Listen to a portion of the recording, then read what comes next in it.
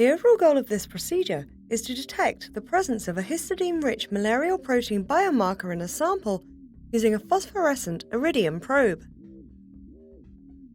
This is accomplished by first synthesizing the cyclomethylated Iridium complex.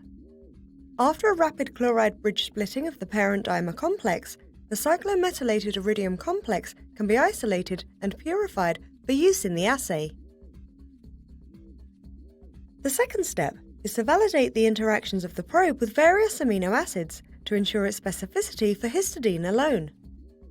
The phosphorescent signal is switched on only in the presence of histidine and is observed by luminescent spectroscopy.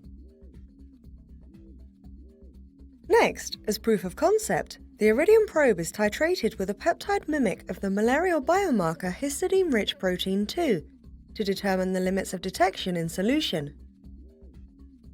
Additionally, the kinetics of interaction of the probe with the peptide is elucidated using biolayer interferometry.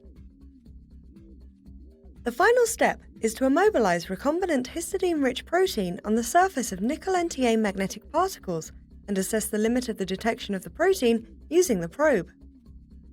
Ultimately, luminescent spectroscopy is used to show how proteins can be detected on the surface of a solid support using a new class of phosphorescent Iridium probes. The main advantages of this technique over existing methods like fluorescent protein labeling and immunoassays are that the probe is robust, it has fast association kinetics, and it's not susceptible to photobleaching. Additionally, this technique does not require lengthy time like immunoassays do. The implications of this technique extend toward